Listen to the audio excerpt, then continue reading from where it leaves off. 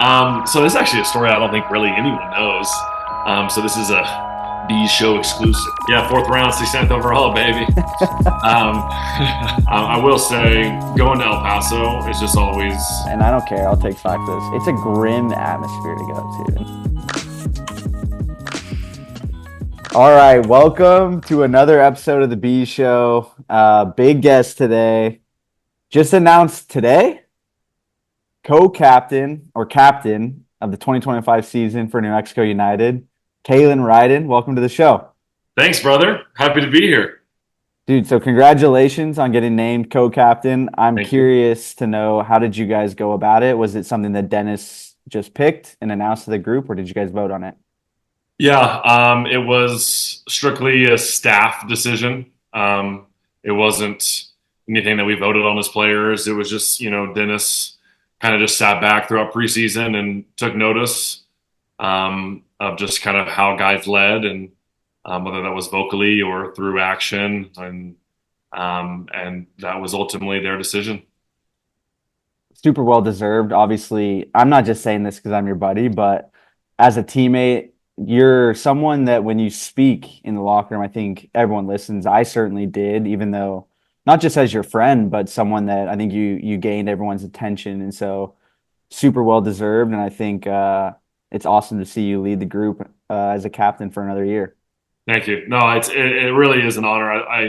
I say this very seriously. Like when I look back at my entire career, like being named captain, you know, of this club, let alone any club, but here in New Mexico, it'll be one of the highlights of my career for sure.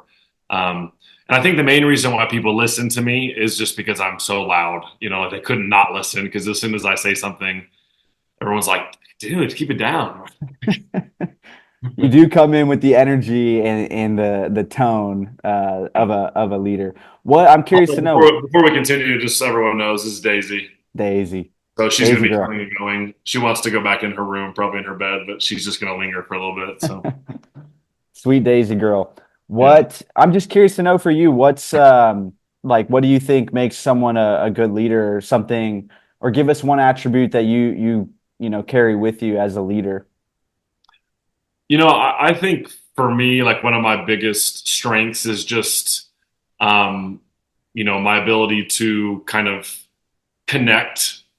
Obviously I have very close friends, that I've been teammates with for years and years and years, but it's easy for me to kind of just bounce around the locker room and have conversation. And I think it's important for everyone to feel comfortable around me, whether that's coming to me with something serious off the field, or an on the field issue, or nothing to do with football at all. Or if someone just wants to come up to me and have a bit of banter, I want people to feel comfortable, coming and talking to me about anything.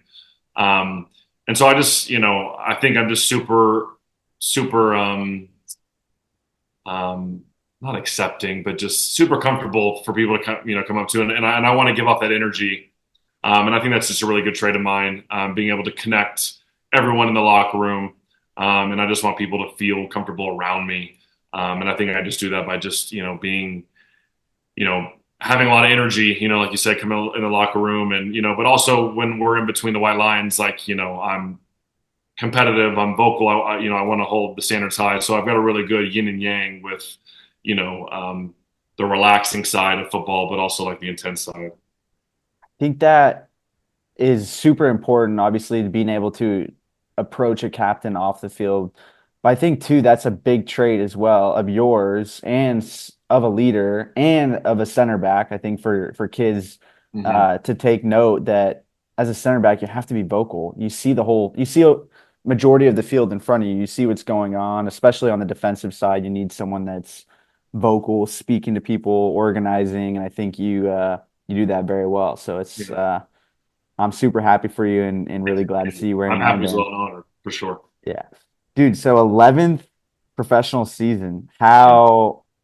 How I mean, you can touch on this if you want, but how does the body feel? But more so, like, what does it mean to be in your Yeah, 11th because professional season? we're 4 minutes in, and you're already like questioning my body and my age. How am I feeling? You're 11 seasons. Dude, I was speaking to No, trust agents me. and they were like, I don't know if he can do it, man. He's in his 11th season. No, honestly, my body feels really good, and I seriously mean that. There were times the last couple seasons where there were days and weeks, where I was like, oof, not feeling great. I took a completely different approach this offseason, which I think has benefited me coming into preseason. Can you You know, dive into that approach a little bit? yeah, I would love to. And I'm going to be as blunt as I can here, but I virtually did nothing. And kind of the reason behind that is, I mean, you know how it is. We show up, January 15th, and from that day up until potentially the middle of November or the beginning of November, I mean, even if you go to the end of October, if you don't make playoffs, I mean, that's a long period of time where you're grinding every single day. You're pushing yourself on the field, and you got weights, and then you travel and you got a game, you travel home, and it's just like there's hardly any break. So I knew that I would have time to get fit. Preseasons this year actually was even longer than it has been the last few years. So I knew that I had time to get fit. And as I've gotten older too, I've realized, I don't want to necessarily, run my body into the ground in the off season or start my preparation too early. And then here comes, March 1st. And I feel like I'm 3 months into the season already because I've just been, running on the treadmill, lifting like crazy. I was active. I didn't just sit on the couch for, the whole entirety of the off season, but just very methodical and, doing push-ups, pull-ups, like body weight, squats and like stretching and, being active in terms of like getting out and like walking, but I wasn't, running intense. And just took a different approach, like with my diet as well. And I just was focusing on me feeling good physically as I came into preseason versus, maybe let's say I put in 4 or 5 weeks of off-season work and I show up and I'm like kind of sore here and there. Like I wanted preseason to kind of make me sore and kind of ease my way into preseason and into the regular season. And I also think Dennis too was very methodical about, our approach and not, showing up day one and just, running us in the ground. He eased us into preseason as well. And it was a really, really great process. Did you make that decision like as soon as the season ended? Did you make that decision, or is it a decision you made throughout the beginning of the off season? I don't really know exactly when that decision was made. It definitely wasn't like a premeditated, like, it wasn't like I was in October thinking like, okay, once off season hits, I'm not going to do anything. I think I just hit maybe week 3 or 4 because I always, as soon as the season's over, I always just shut it down completely Yeah, for at least 2 to 3 weeks. Do nothing yeah. um, and then I was just like, let's just kind of keep this going. Let's see what happens here. Like, let's just kind of let's have a completely different approach. Let's just completely like reset physically and mentally, and let's just let's see how this pans out. And kind of just took a gamble. Didn't really do any research.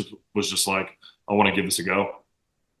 I'd be curious to know. I think I appreciate the way you went into it, and I think that probably having Dennis and the approach that he took to preseason probably lined up for you perfectly. I wonder if you took that approach and you had a coach that was like, hey, we're going into preseason, day one fitness test and then, 2 weeks of barely touching the ball. We're just doing fitness in the gym. I wonder how your body would have reacted to that, almost like the Yeah. shock of that, doing nothing. But I think because you gradually went into it, I think taking that approach this offseason was probably really beneficial for you. Yeah, and also too, like it was probably a risk. I mean, it could have been that situation. It could have been, day one, we're on the field, fitness test, training afterward, day two, you know what I mean? And I could have been, legs could have been in bits, day three, Yeah. day four. But again, that was just the kind of the risk I took, the gamble, the approach I wanted to. And if that would have been the case, then I would have adapted and my body, would have hopefully adapted. And but I think that was kind of part of the excitement, let's just see what Yeah. happens. Yeah, no, I love that approach. All right, before we get too deep into the USL season and Dennis, I do want to talk about Dennis. Um, but I want to go back to the beginning of your career and I want to know what was that experience getting waived by the crew? That was mid-season, right? In August? Dude, it wasn't even mid season. It was like I mean, I think it was even like September. I mean, there's a day in MLS. I don't remember the day, but like I got waived like the last possible day.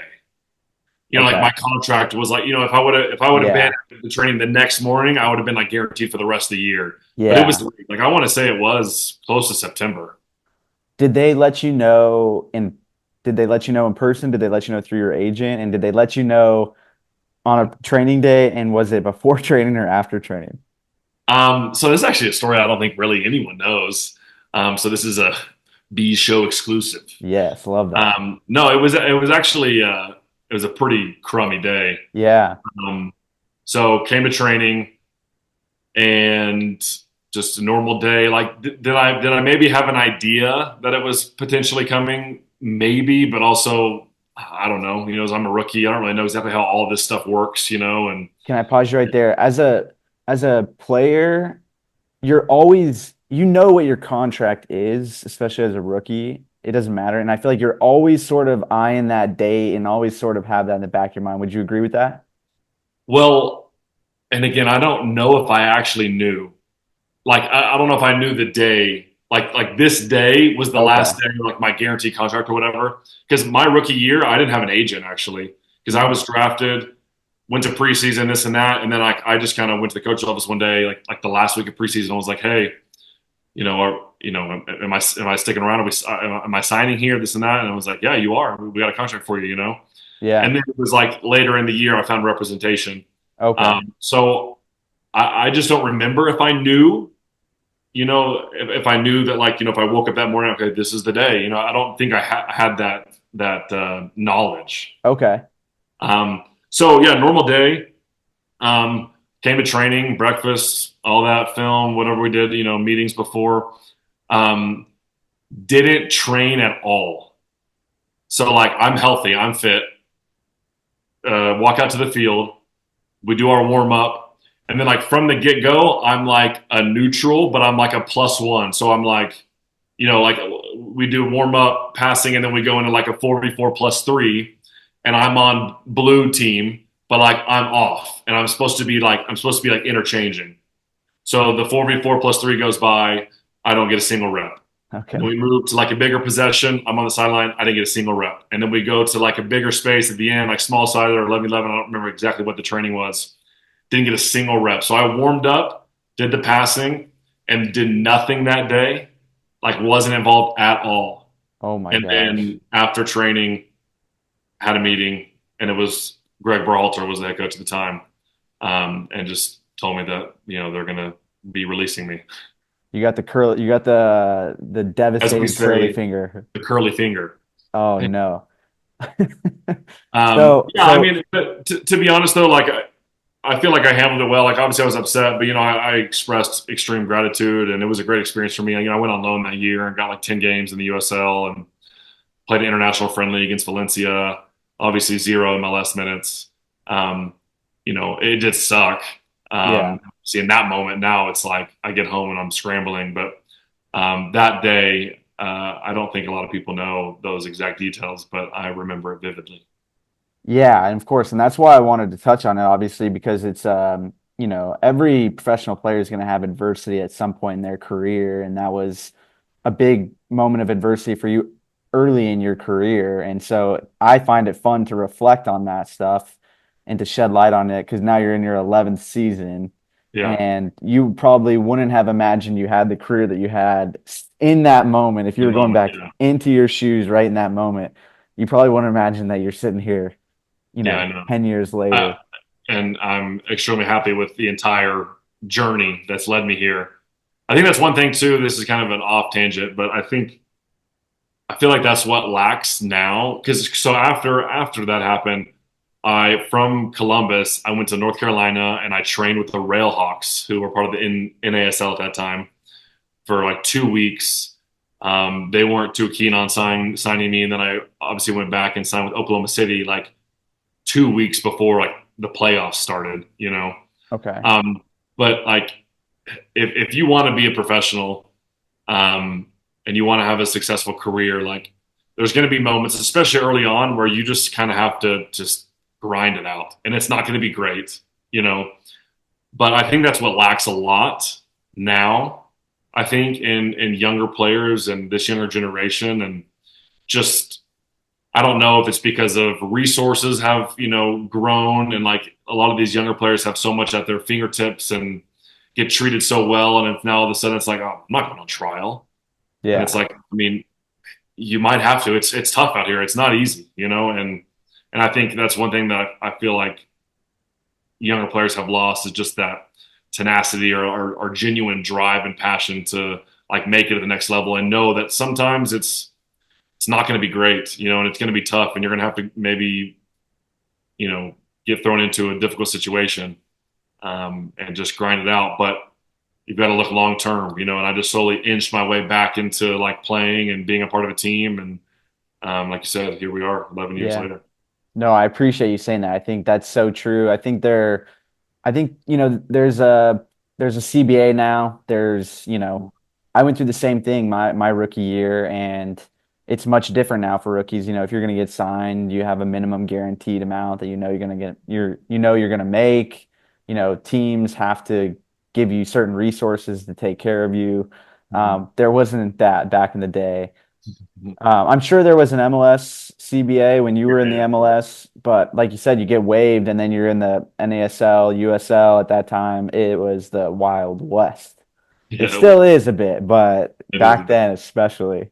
Yeah. I real quick on that story, I want to detail so Berhalter was the head coach. Was it Mhm. just him that met with you, or was the general manager there? No, it was just coaches. I want to say it was just Berhalter and Josh Wolf. Okay. Okay. That was the head coach, assistant coach at the time. I do respect that a lot, actually, the fact that he held that meeting with you. I think a Yeah. lot of coaches would have just dished that off to a general manager and maybe shook your hand on the way out, but maybe wouldn't have even said anything to you. Mhm. Yeah. I No, do. it was a great conversation. A Yeah. lot of mutual respect. Yeah. Um, and overall, obviously, it wasn't a positive conversation, but given the circumstance, it went as best as it could have gone. Yeah. Yeah. So obviously, I know you very closely, and I know some of your big milestones on the field, um, off the field as well, getting married, little Kenny B. Yep. Um, but for you, just tell us what are some of your biggest milestones that stand out looking back over the last 10 years, I guess. Yeah. I mean, the first one is just getting drafted. That moment was electric. I was actually 69th overall, right? yeah, fourth round, 16th overall, baby. Um, every year in the draft, I always look for my fellow 69ers on there. Who went 69 this year? Um, that You that guys have moment like a for little sure. group chat or what, you and the other Yeah, I 69? always add like I have a list on like a list on Twitter. I just add the guys every year. I'm kidding. Um, yeah, so I was actually down in Wichita Falls at my university, um, and I knew there was a possibility that I could get drafted. I knew my name was on the draft list because I didn't go to combine. I wasn't invited to combine. Um, and we were just on, I think we were just on like the internet, just like hitting like refresh or maybe like on Twitter, just like constantly refreshing every pick, every pick. And I knew it was going to be like possibly Columbus, Mm, because Columbus and Austin Aztecs had a partnership. I played with the Aztecs and PDL the summer before. So that's how that all kind of worked out. Um, and so that moment was awesome. I was with my head coach in college, and we were there together, and hit refresh, and finally there my name pops up, and we're jumping and screaming. It was a really cool moment. that's so cool. I love that Um, story. yeah, and then just my first debut, which I believe because I went on loan my first year to the Aztecs. They were in the USL that year. I want to say we played Colorado and we beat them 2-0. I think was like our season opener that year. I mean, winning the USL is by far like the peak of my on-field success and like my best memory. Um, I mean, that just there's nothing that comes close in terms of football related Yeah. than just being top dog. You know what I mean? Just winning the whole thing. It was unbelievable. Um, I think too. I have a vivid memory when I played for Austin that first year. Like my entire family like coming down and coming to a game, and I feel like having my whole family, like sister, her husband, kids, mom, dad, Um, just a lot of those games throughout my career, like it's been rare where like my mom and my dad, stepmom, stepdad, like, sister, family, like aunt, uncle, like there's only been like two or three or four of those moments, of my career where like all of them have been at one game, and that's pretty special to me. Very special. Um, and then like I said earlier, like just being named captain of New Mexico, it's definitely a highlight, of my career. So many things in New Mexico, really. Um, just first signing with New Mexico, there was so much buzz after that 2019 season, and I was just so happy to be part of it. And coming into 2020. And that was Um, when you were coming off the championship, right? yeah, exactly. Yeah. So a Came lot of straight from buzz New around your own Mexico. career and Yeah, exactly. It was such an exciting time. Um, and then just the whole 2020 season it'll be something I'll never forget. I'm going to tell about this season for forever. And for people who don't know, we couldn't play a home game that year, and so we just traveled the whole season via bus. felt like Um, every other day we were on a bus, like either going to or coming home. yeah, it was. It was. I mean, I don't even know what the word it would be to describe it, but to looking back on it, though, it was a big class. Yeah. Just like in a bus, you know what I mean? There's nothing we can do about it. Oh, excuse me. Like we're just this is our circumstance. We made the most of it. Had good times. Like driving home after wins. We won a lot that season. So Yeah, we did. those bus rides were always great. After 3 points. Um, and then yeah, off the field for me. I mean, getting married. My wedding night was phenomenal. Um, You signed your it's contract at your wedding night, didn't I you? did. I did. Yeah. My agent, Itamar, was there as well. Uh, And yeah, he was right next to me. We signed my New Mexico contract at my wedding. Jade was cool with that. Um, and it was just kind of a fun thing. We did. But to be honest, though, like it wasn't like I got my contract weeks before. Like I was negotiating and and speaking with multiple teams, like the days leading up to my wedding, yeah. and no joke, the night before the wedding, or like maybe 2 nights before, was when we got like the final contract. So it was like, yeah, well, let's just get this signed and done. And then I kind of had a thought, was like, hey, this would be fun. Let's do it at the wedding. Just why not? And Jade was like, yeah, sure. Like I'm as much as part of your career, as you are. Like we're in this together now. We're married, and this is our next step, as a Yeah. couple. So that was a lot of fun. Having our little girl, you've got a little one. Yeah. You know how that is. Yeah. It's magical. It really is. And those, I'll go back to the wedding and the championship. I honestly don't really know which night is better, like which one I had more fun. Jade may not like my response or my answer, so I don't know if I'm going to fully answer it. Um, but I think having Kenny, though, probably beats both of those nights. Yeah. Um, Without a just doubt. bringing human into the world, and Yeah. it's kind of hard to put into words. I feel like only people who have kids would know, but it's remarkable. Wow, there's so many cool moments. It's hard to like touch on one as being more Yeah, I special know. than I the feel other, like I but just spoke for 20 minutes. when you kept going, it's like, oh, that was a special moment. Oh yeah, those bus rides were really cool. Yeah, I know. I feel like I could have probably kept going. I do remember though a funny story for you when I don't think I ever told you this, but because I was getting married the weekend after you got married, Yeah, yeah. and I was obviously knew I was going to be on New Mexico United again for another year, and I do remember seeing a picture, and I'm like, who is this guy signing his contract at his wedding? Like, Who does he think he is? who does he think he is? Who is this guy that we signed? I'm not so sure about this guy. Well, good. I'm glad No, that here we are 6 years later. You've told me the truth. yeah, here we are 6 years later. Your first impression of me was not great. You were like, "Who is this guy? What's he trying to do here? This publicity stunt on his wedding night." I do feel like there is a part of every player though that when they do see a new signing, they are wondering like, who is this guy? But when I see you signing your contract at your wedding, it was a little bit more like, who is this guy? What is he doing? I don't want this guy on my team. Yeah. No, I never went that far. I never went that Yeah, far. I know. We had played against you, and I knew I knew you were a very good player. So I was like, okay, I'm happy we signed this guy, but Good. but who is this guy? But no, Yeah, I'm not bored with this guy. yeah, exactly. Tons of great memories. I'm happy to play a part of a few of those, certainly. Oh yeah. Um, all right, but let's dive in. Let's dive into the season. I'm curious to know how has Dennis been? How has he created a culture different or maybe a little bit more unique than you've seen with New Mexico United? And yeah, let's start talking about the upcoming season this weekend. Yeah. Well, to your first point, you know, culture um, is a lot of, not a lot of, but just we don't want to get too high or too low at any point throughout the season. That's been a message that's been relayed, a handful of times. Um, we lose, we're going to lose games, we're going to win games. We win a game, we're not the best team in the league. If we lose a game, we're not the worst team. Try to stay even keel throughout the year. Um, a lot of positivity, encouragement, while still upholding standards and not letting guys take the piss. You know what I mean? But just overall a very positive environment. Good music playing in the mornings and good vibes. And but we all know, when we're on the grass, it's time to roll and time to get stuff done at a high level. So that's the culture that we've kind of taken on early doors here. I think all the guys have responded well.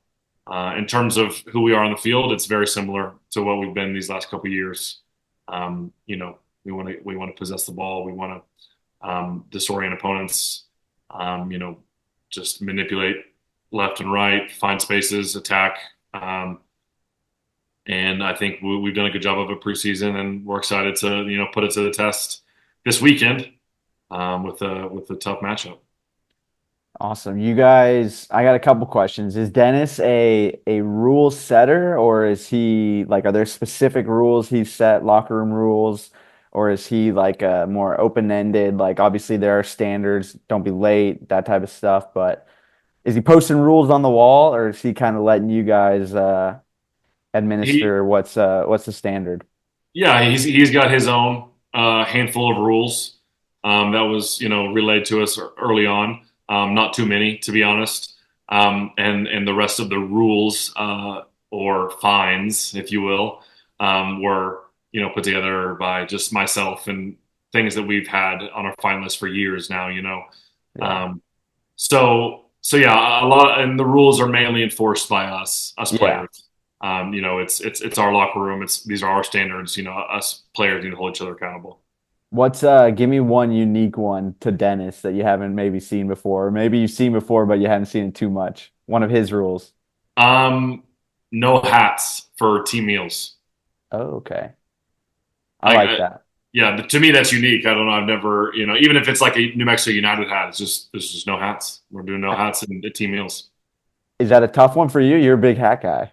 Yeah, I'm a big hat guy because usually my hair is a nightmare. So yeah, I know I've got long hair up top now, so I always have to like do it. So I always wear hats. Yeah. Um, So I'm just gonna have to buy a little bit more hair product this year, I guess, since I'm gonna be doing my hair more. Nice.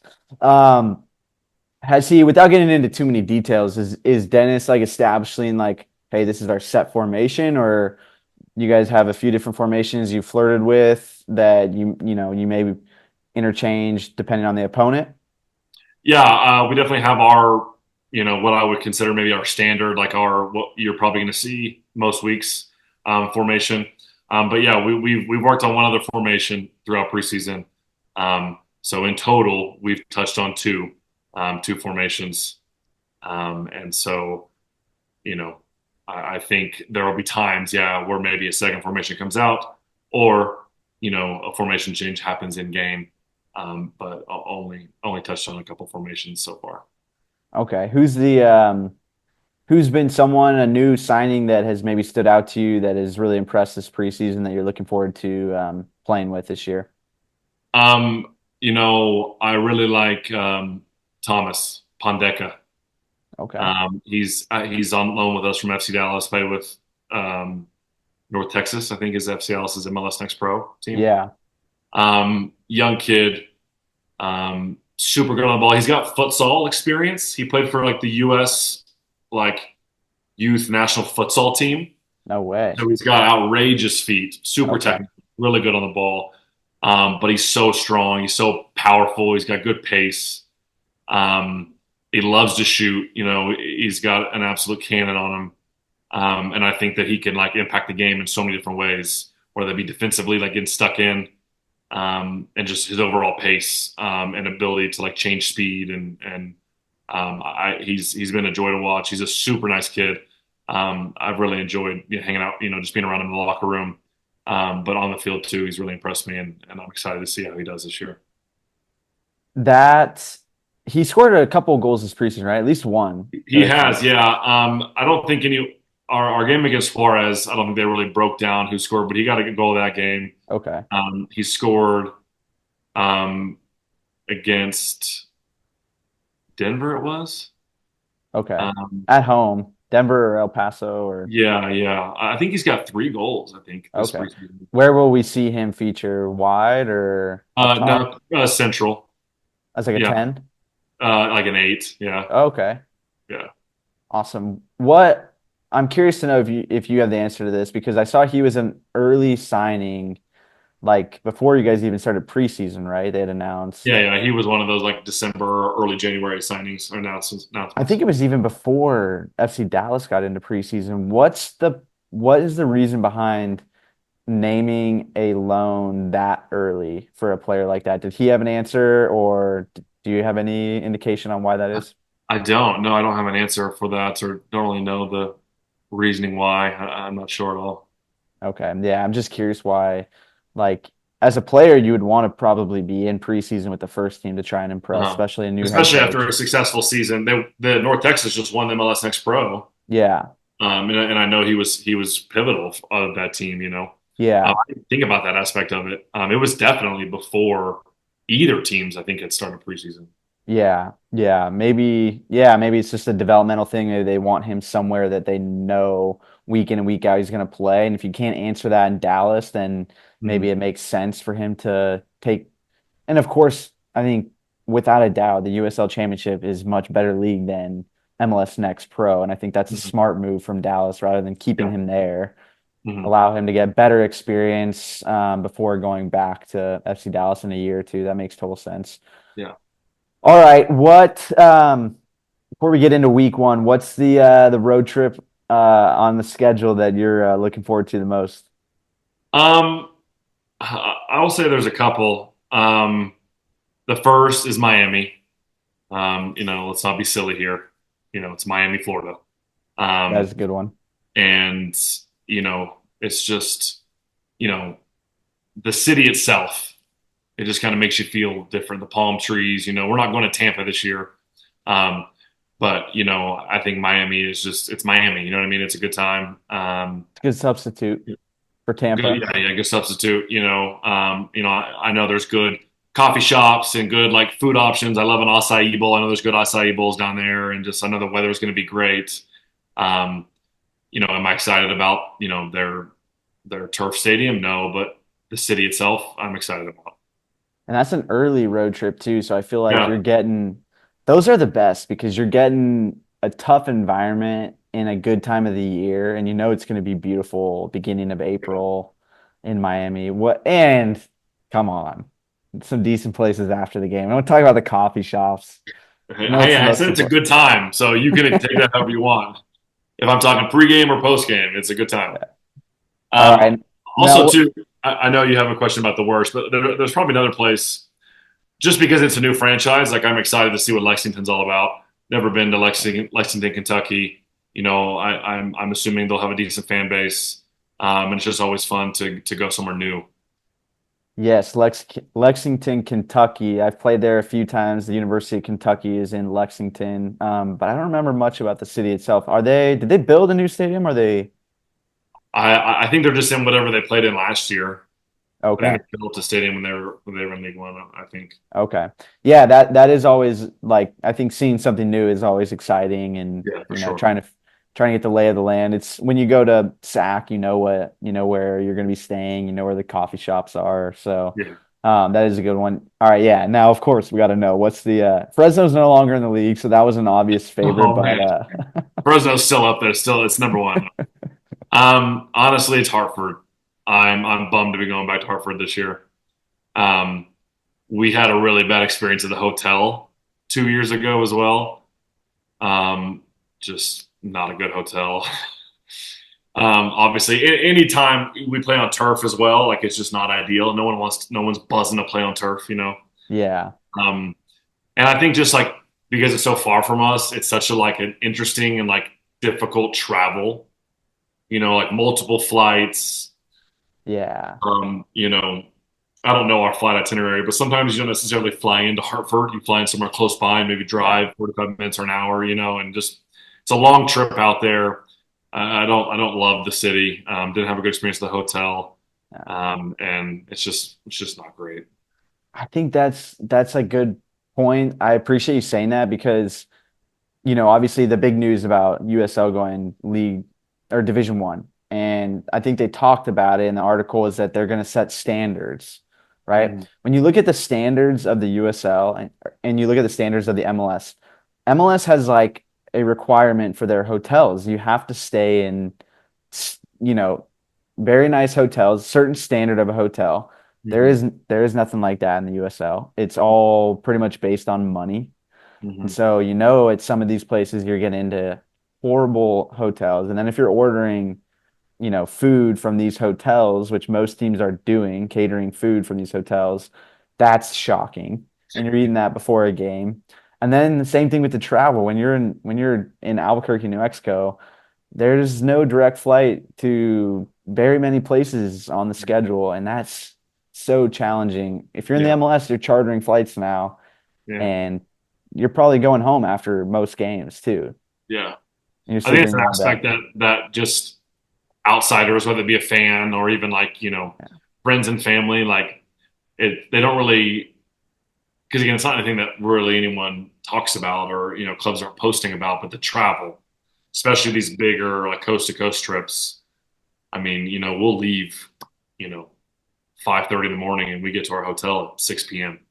Yeah. You know what I mean? Like it's a 12-hour day, you know, and Yeah. so the travel, you know, those East Coast trips are long travel days. And that's also another aspect of the grinding element that I think it's easier when you're younger. It certainly wore on me and I think you do a really good job managing it. I was always very impressed by that, but man, those travel days, getting home late or taking off first thing in the morning, getting into the hotel late, eating whatever you can on the road. It's, Yeah, spending money on airport food. beauty It's of the game. tough. It's tough, but Yeah, of course there's, the element that, you're traveling on someone else's dime, which is very true. something to be very grateful for. Yeah, But it's tough, and I think that's something, players have to really buckle yeah. down and figure out how to make it work and especially perform well while you're on the road. Thank you for saying that, so I didn't get in trouble. I'm grateful for you know flying on you know the club's dime. Yeah. Cheers, Peter Trevisani.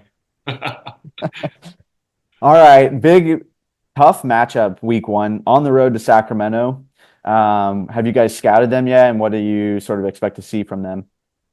Yeah, did a little bit of scout today actually. Um, we expect to see a similar sack to what we've seen the last couple of years. Obviously, going there, home opener, it's going to be a great atmosphere. It's going to be a difficult place. It always is, regardless of what time of year you go there. Yeah, Um, but yeah, we expect a lot of the same, a lot of physicality. You know, they play with wingbacks who bomb on and get forward, and they like to find them in isolation and you know put balls in the box and things like that. So yeah, that's kind of been the beginning of our scout.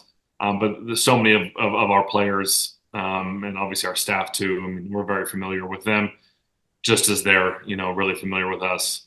Um, a very you know tough matchup for both of us. I think it's gonna be a great game. I know we're excited about it, and like I said, it's gonna be a great atmosphere, and we're really looking forward to the challenge. yeah, it's definitely one of the best. I think it's one of the best places to play with the atmosphere that they have, Hmm. and especially being home opener. You imagine they're going to get close to sellout crowd, Absolutely. which is super exciting. It won't be too another good time of year, I think, too, as long as it's not raining. Yeah. I think it's a great time of year to go to Sac. It's not going to be too hot. It's Mhm. not going to be too cold either. But yeah, Jack Gurr's gonna be whipping in balls. Mhm. Always a tough place to play. I feel like I'd be curious to know. I didn't look up what the record is between New Mexico United and Sac, but it's got to be close to 50-50. Yeah. I mean, obviously the playoff was that 3 years we've seen them in the playoffs, Yeah, um, and they've won all three of those games. yeah, So I think if you take the playoffs out of it, it might be pretty close. But the playoff matchups I think might give them the edge, but I don't know for sure. yeah. No, it's gonna be a good matchup. What last question? What's the team that you see on the schedule that you're expecting to win this year? And then what's the team on the schedule you're like not looking forward to playing them? Wow, that's a really tough question. I will be completely honest. I think the USL is at a point. I think maybe 5, 6 years ago, you could look on the schedule and be like 3 points, 3 points, 3 points. I just don't think that's the case anymore. Um, the league has grown so much. The talent level is extremely high compared to where it's been. And it's tough to look at a game and be like, oh yeah, we're for sure winning. That's expecting 3 points. Are we going to approach every game expecting to win? Absolutely, because that's just Yeah. who we are and who we're going to be. And so I'm not gonna not entertain this, but I really there's not anything that I can say here.